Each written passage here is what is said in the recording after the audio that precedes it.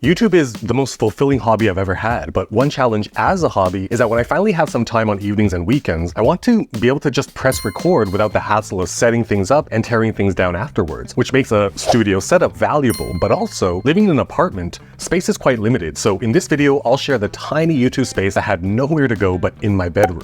To get a lay of the land, here's a floor plan of my bedroom, and this itty bitty 48 square foot or 4.5 square meter area is where my YouTube setup that you're currently watching right now lives. Kicking these off with furniture, for the backdrop, I've gone with two IKEA Billy bookcases with doors on the bottom half. The doors enable a clean storage area for all things YouTube related, and I used a hole saw as well as cheap desk grommets off of Amazon to make clean holes in the shelves for a completely hidden charging zone that can feed through multiple shelves. I also put holes on these shelves to enable a clean feed for these IKEA Tarnaby lamps for some practical lighting in the background of this main talking head shot. The exposed shelves allow for some set decoration, which, when the camera is focused on me using a pretty fast f1.8 lens, makes the items on the shelves blurry enough to provide visual interest without being distracting. My desk is also from IKEA, and it's the bamboo desk called the Lillasen. I used to film at my dining table when I first started this channel, and although I love my dining table, because it's a glossy surface, it's reflective, so when filming top-down shots, it was always a challenge because we can see the reflection of the camera on that glossy surface. So I knew whichever desk I chose, it couldn't be reflective, and this Lillasen was the perfect choice in terms of surface appearance and size to fit in this tiny space.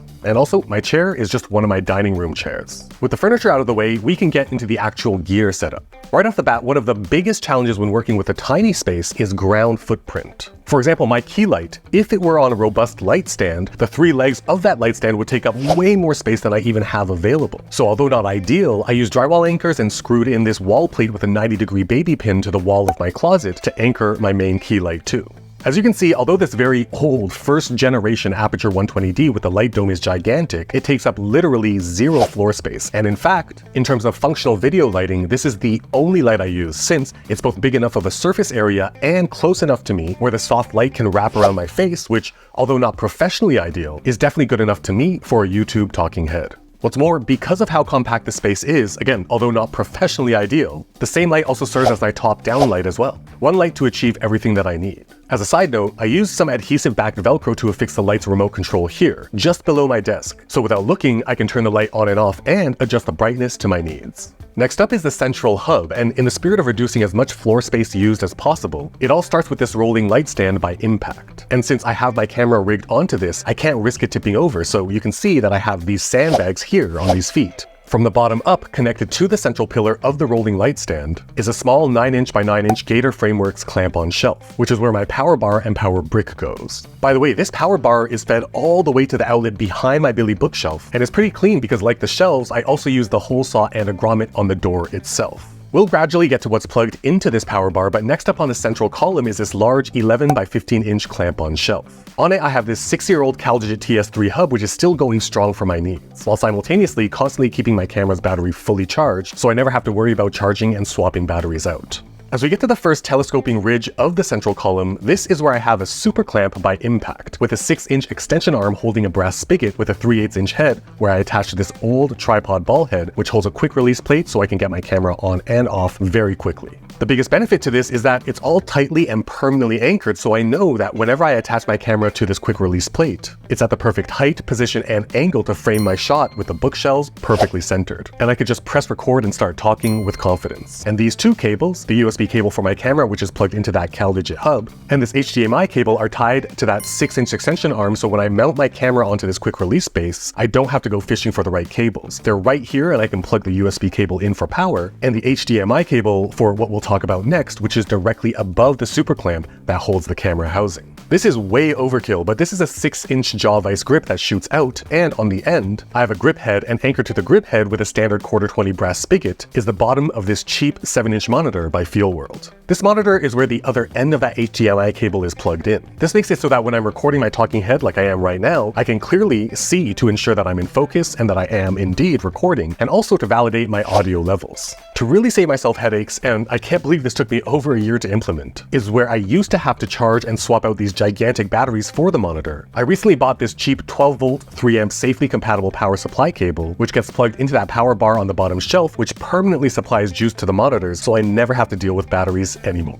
So all of this would be perfect if I only needed to do talking head shots, but since most of my videos also have top-down shots of my desk, I needed a permanent flat lay shot solution as well. So at the very top of that rolling stand, I have another grip head, which enables me to connect this 40-inch extension grip arm. This grip arm took a lot of initial trial and error to position perfectly, but again, the primary goal of a studio setup is to do it once and be good for as long as we want. So after the initial 30 minutes of testing and tweaking, it's now positioned perfectly with another grip head at the front, to which I've connected a Joby 5K ball head, to which that plays nice with the same quick release plate connected to the bottom of my camera for the perfectly positioned top-down angle. There are a bunch of things anchored to the extension arm as well, but first and foremost is this tennis ball with a slot cut into it to fit onto the back end. If this neon soft tennis ball was not here, I would have lost my eyeball a long time ago. But as for gear, I have another small monitor by Fieldworld connected to the extension arm by a mini clamp with an articulating arm by SmallRig. Like the talking headshot monitor, this one too has that same power cable linked into the power bar, so no worries of batteries and charging. This monitor is much more important than the talking head one, since when I'm filming top-down shots, I really need to see what's in frame. The only thing that requires a little bit of babysitting in terms of batteries are my microphone setup. I use this older Rode Wireless Go 2 set, and I've gotten in the habit of charging them immediately after every shoot, which in and of itself is made convenient by having two USB-C cables with these orange flags coming out of the power bar on the bottom shelf. I've avoided talking cameras and lenses here because I genuinely think that they are the absolute least important components of this setup.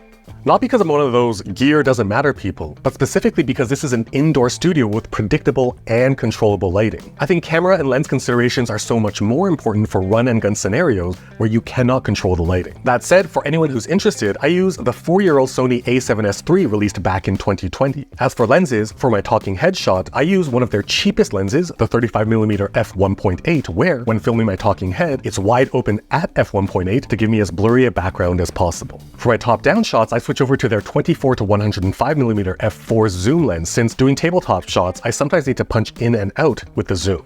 By the way, I'm introducing everything at the same time, but this setup took me over 2 years to gradually build up. And although everything is linked down in the description for you to research more for yourself, I really feel compelled to caution against knee-jerk purchasing anything, since what works for me may not work for you. That said, if your setup ends up looking anything like this, by far, and I mean by a huge margin, the most important things in this entire setup are these sandbags and this tennis ball, because they prevent injury as well as catastrophe. What originally felt like a huge limitation of living in an apartment and not having a lot of space has become a blessing in disguise to have a super efficient and effective permanent setup to be able to just make videos whenever I have the time to enjoy this beautiful hobby of YouTube. But this has been a look at this tiny section of my bedroom. However, if you want to see the miracle I've made in my living room, you will definitely want to watch this video right over here. I'll leave it on screen for a few seconds so you have time to click to watch it, but while you're doing that, consider liking, subscribing, and hitting that bell so you'll be notified when new videos just like this one drop.